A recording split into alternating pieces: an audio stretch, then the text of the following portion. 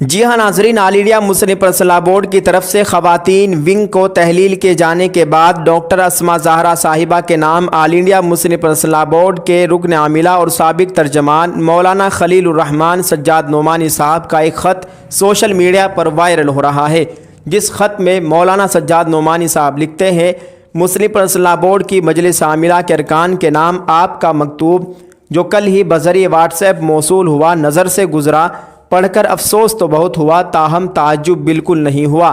عوام کی اصلاح کرنے والے ہم خاص کی جو حالت ہے وہ کسی صاحب شعور سے مخفی نہیں ہے۔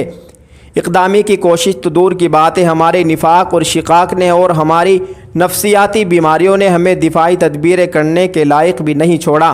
احساس کمتری، حسد اور ذاتی اغراض و مفادات نے ہر اجتماعی کام کو اندر سے کھوکھلا کر دیا ہے۔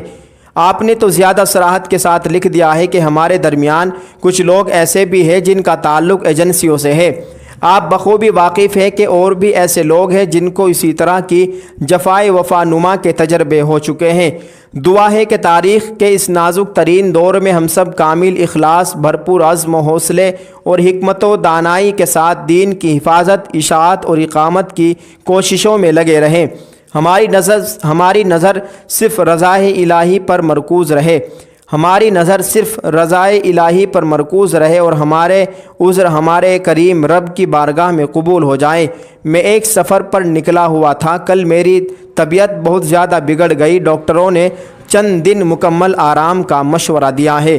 والسلام، خیر اندیش حضرت مولانا خلیل الرحمان سجاد نعمانی صاحب۔ ناظرین، بات دراصل یہ ہے کہ آل انڈیا مسلم پرسنل بورڈ نے اپنی شعبہ خواتین کو برخاست کر دیا ہے۔